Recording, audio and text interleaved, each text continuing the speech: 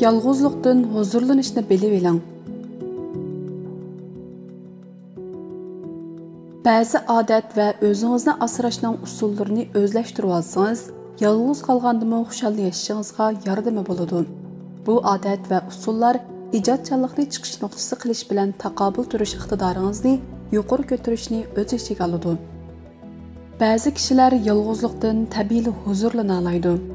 Ammo yana ba'zilarga nisbatan yalğızlık bir qiyin masala.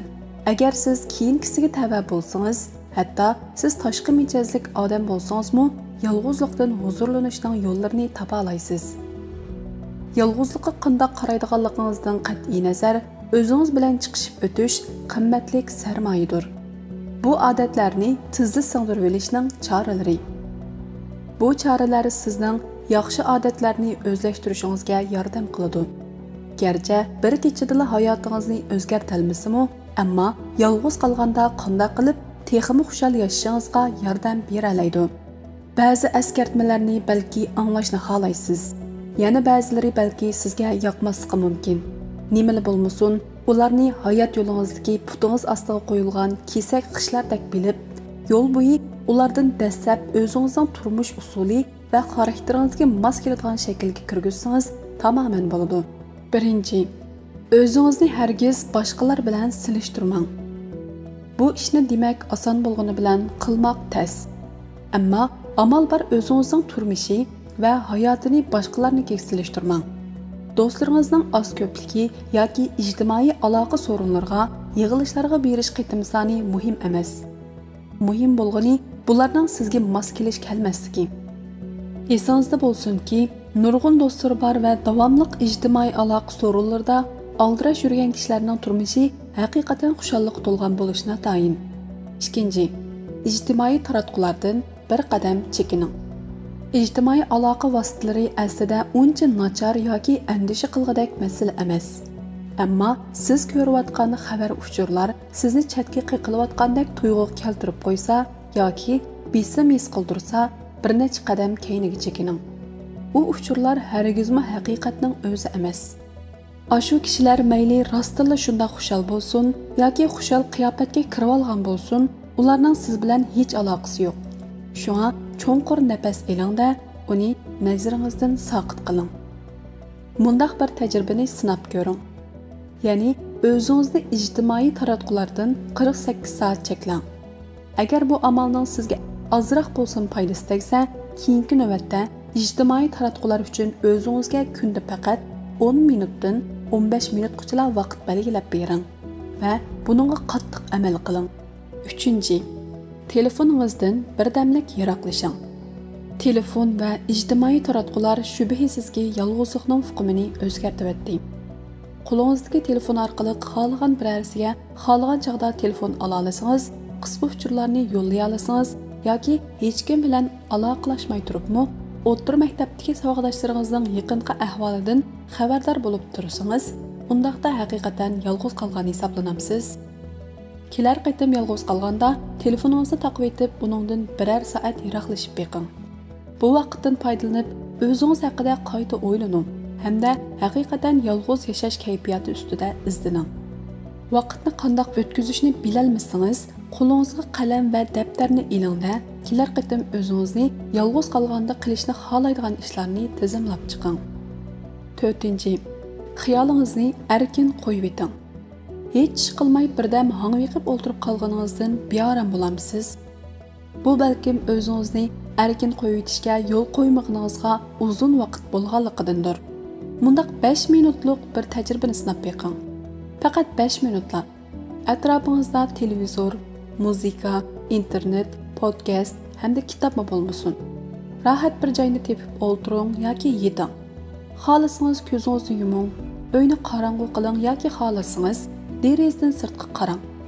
Agar bakla jim turishni xohlamasangiz, to'r to'qish, basketbol o'ynash yoki qochish qatorliq takrorlanadigan ishlarni qilgach, xiyolingizni o'z mayliga qo'yib etib, hangviqib o'tirib beqing. Qani xiyolingiz sizni nalarga boshlaydi ekan? Dastlabda xiyolingiz sizni bakli yiroqlarga ilib bora olmasa, umidsizlanmang. Vaqtning o'tishiga ergishib, kallangiz bu yangi erkinlikka ko'nib qoladi.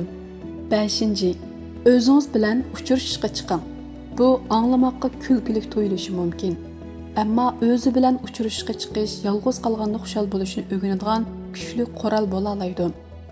Qanday qilishni bilolmayapsiz? O'zingizni haqiqiy bir kishi bilan uchrashishga chiqadigandek, uning bilan ko'ngillik bir paytni o'tkazdigandek tasavvur qiling. U kishini nega boshlab borasiz? Uningga nimalarni ko'rsatishni yoki uning bilan nimalar haqida paranglashishni umid qilasiz?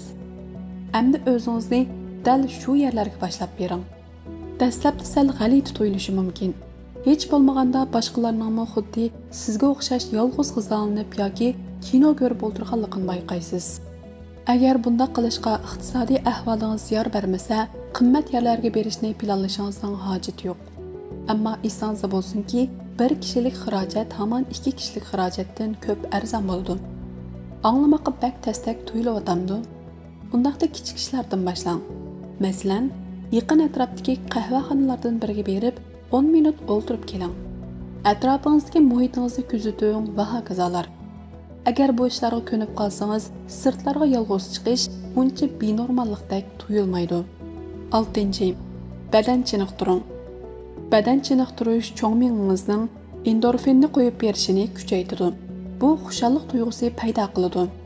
Yangidan chiniqishni boshlamoqchi bo'lsangiz, dastlabda faqat bir necha minut chiniqishdan boshlang.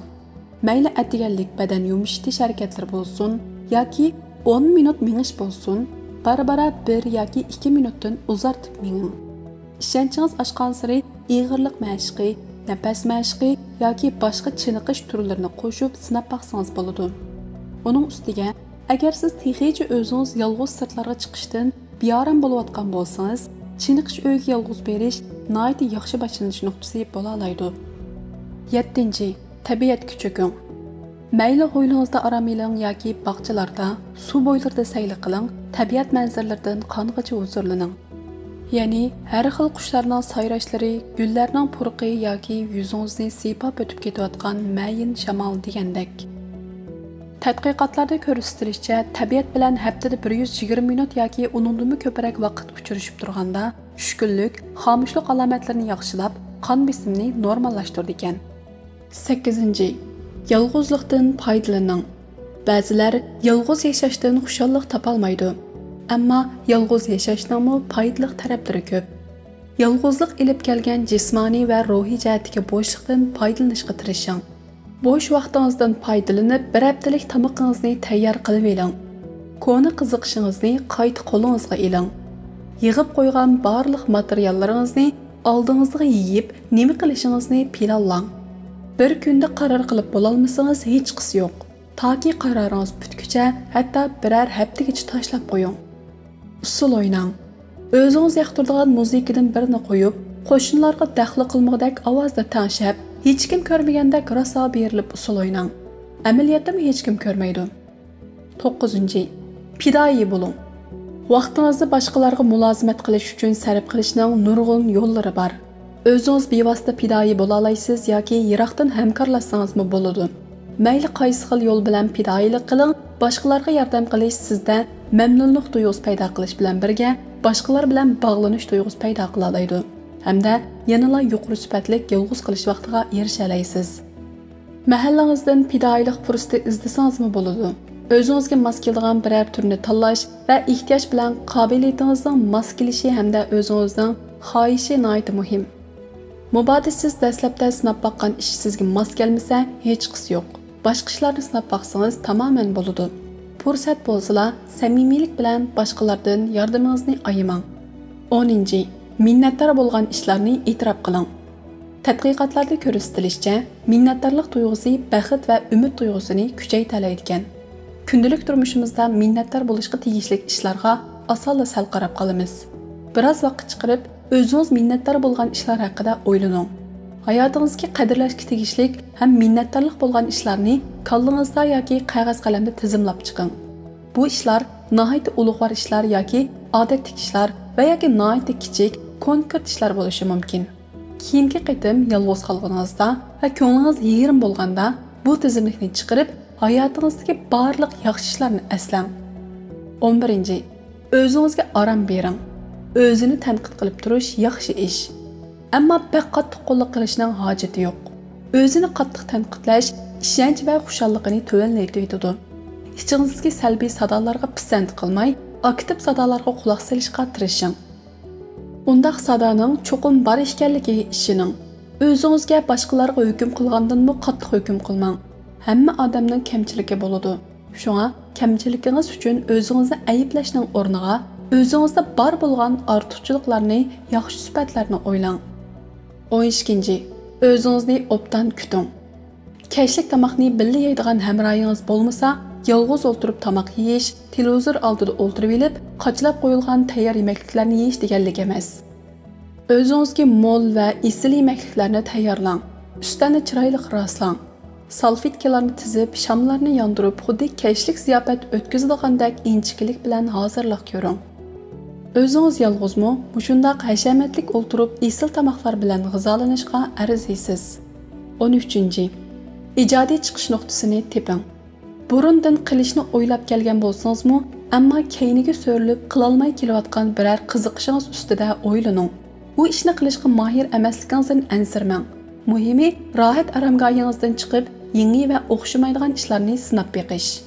Uy bezakchiligi bilan shug'ullanish, biror chalg'u asbobni chalishni o'rganish, manzara rasmlarni sezish yoki hikoya yozish degandek. Bu ishlarni o'zingiz mustaqil qilsangiz-mu yoki kursga kirib o'rgansangizmi bo'ladi. Bu ishlarni davomlashtirishga arziydigan yoki arzimaydiganlik to'g'risida hukm chiqarish uchun o'zingizga yetarli vaqt bering. Agar u ishlarni qilishni yoqtirmagan bo'lsangiz, tizimlikingizdan o'chirib etibla zehningizni boshqa ishga bursangiz bo'ladi. 14. Yolg'iz kishilik sayohat plani tuzing. O'zingiz qiziqadigan sayohat rayonlari yoki faoliyatlar haqida izlanib, kalendaringizga belgi qo'yib mening. Bu orqali o'zingizda talpinish bahonasi yetildira olasiz. Nima degan bilan bir ishga taqozo bo'lishmi xushallikning bir qismidir. Kalendaringizga yozilgan ishlarning o'rinlanishiga kunda belgi qo'yib menishmi, bu planni amalga oshirish irodangizni chingitadi. Masalan, yaqin atrofdagi manzaralik yerlarga berib sayohat qilish, yerlik festival, dehqonlar bozori degandek joylarni aylanish yoki uzundan buyon ko'rishni orzu qilib kelayotgan konsertning biletini setib olish va yoki kishilar maqtashayotgan san'at ko'rgazmasini ko'rish qatorliq o'zingiz haqiqiy qiziqadigan ishlarni planlang va uni amalga oshiring. Bundaq yolg'iz yashash odatiga ko'nib qolsangiz, yolg'izlikdan texmi huzurlanadigan nurg'un ishlarni tepib qilasiz va texmi sog'lom turmush odati yetildira olasiz. 15. Kundalik turmush odatingizni o'zgartirib beqing. O'zingiz yaxshi deb qaragan kundalik turmush odatlaringizmi vaqtning o'tishiga ergishib, ma'nisiz tuyulishi va sizni barg'ancha ruhsizlantirib qo'yishi mumkin. Shunga kundalik odatingiz va atrofdagi muhitingizni kuzatishga mahir bo'ling. Nimalardan huzurlanyapsiz, nimalardan zerikyapsiz degandek. Agarda faqatla bilolmasangiz, turmushingizga ba'zi o'zgartishlarni kirgizib beqing. Bu orqali turmushingizga yangicha ma'nolarni qo'sha olishingiz mumkin. Masalan, uyingizni ratlab, keraksiz ortiq yig'ib olgan narsalarni tashlang. Uy jabduqlaringizning o'rnini almashtirib beqing. Tomlarni boshqarangni sirlab beqing. Kichik bog'changizga yangi gullarni, mevalarni tiking yoki yangi ichilgan qahvaxonaga berib, huzurlanib o'tirib keling. Bu ishlar orqali o'zingizni shu zerikishlik turmushdan qutuldira oladigan biror amal chora izlang. 16. Taqobil turish mahoratingizni kuchaytiring. Har qanday bir vaqtda turmushning besimlari bo'ladi. Yomon ishlarm yuz berib turadi. Bu reallikni nazardan saqit qilishning foydasi yo'q. Ammo shu yomon ishlar yuz bergan vaqtni hamda qanday bir taraf qilganligingizni esingizda tuting. Mana bu davomli taraqqiy qildirishga arziydigan mahorat. Bu ishlarni bir taraf qilishga qanday chora amallarni ishlatganingiz va shu chora amallarning qanday asqatganligi esingizda bo'lsa, hozir yuz berayotgan voqealarga shu chaqdagi o'xshash pozitsiya bilan taqobil turing. Bu o'zingizga ishonch beradigan yaxshi payt. Siz balkim o'zingiz o'ylagandan kuchli va qaysar bo'lishingiz mumkin. 17. Boshqalar bilan munosabatingizni o'zib qo'ymang. Yolg'izlikqa ko'nib qolganingizda ijtimoiy munosabatlarga vaqt sarf qilishga xo'shyoqmasligi mumkin. Garchi bu yomon ish bo'lmasa-mu, ammo do'stlaringiz bilan yaqin munosabatni saqlab qolish yanada muhim. Shunga davomli do'stlaringiz yoki urug'-tuqqanlaringizni yo'qlab turing yoki ishdan tushgandan keyin xizmatdoshlaringiz bilan birga biror yerimdan vaqt o'tkazing va yoki uzun vaqt ko'rishmagan biror yaqiningizga telefon qilib ma'nilik paranglashing. 18. Kechirimchanlikni o'rganing. Kechirimchanlik bilan xushallikning nima munosabati bor deb so'rashingiz mumkin. Uning munosabati nihoyat zich. Salomatlikka foydali boshqa nurg'un ishlarga qaraganda kechirimchanlik sizdagi bisim, tashvish va tushkunlikni azaytishi mumkin. Bu boshqalarni mamnun qilgandan bakrak o'zingizni mamnun qiladi. Shundaq. Bu deganlik sizga azor bergan odamga uni kechirayotganligingiz haqida xat yozib, uni bermagandan bakrak esqatishi mumkin. Boshqalarni kechirim qilish ustingizdan ig'ir yukni ilib tashlayotgandek ruhiy yukingizni yeniklatadi. Boshqalarni kechirim qilish bilan birga o'zingizga nisbatan kechirimchan bo'lishni unutib qolmang. 19. Salomatligingizga ko'ngil bo'ling. Ruhiy sog'lomlik jismoniy sog'lomlikka ta'sir ko'rsatadi.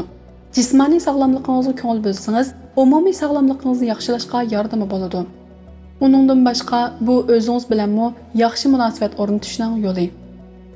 Oziqlanishda tamponlikni saqlash, doim badan chiniqtirish va yetarli uxlash yolg'iz qolganda qiladigan ishlaringizning bir qismi. Qarorli holda sog'lomligingizni tekshirib turing hamda doktorga ko'rinib salomatlik ahvolingizni bilib turing. 20. Kelgusi uchun plan tuzing. Shaxsiy va kasbiy jihatdan 5 yil yoki 10 yil ichida qanchalik taraqqiy qilishni xohlaysiz? Bu nishonlarni amalga oshirish uchun nima qilishingiz kerak? Bu vaqtdagi planingizni yozib qoldirsangiz, qaroringizga yetakchilik qila oladi. Bu qaroringizga yilda bir qayta qarab chiqib, planingizning amaliylashish ahvolini tekshirib turing. At uchun plan tuzsangiz, buguningiz texmo umidvorlikqa va xushallikqa to'ladi. Ehtiyojli bo'lganda yordam so'rang. Ba'zida o'zini asrash, chiniqish hamda minnatdorlik bildirish qatorliqlar g'am qayg'ularingizni yoki yolg'izlik hissiyotingizni bosa olmaydi. Tuvandagi ahvollarda ruhiy sog'lomlik mutaxassisiga murojaat qilishni o'yinib ko'ring. Haddidan ziyada jiddiylashib, hech amal topolmasangiz, tashvishlanish alomatlari ko'rilsa, sizda xomushlik alomatlari ko'rilsa, ahvolingiz bak ig'irlashib ketguncha yordam so'rag'ingiz yaxshi. Bo'libmi, ko'pincha yolg'iz yashaydiganlar hamda tezroq yaxshilanishni xohlaydiganlar.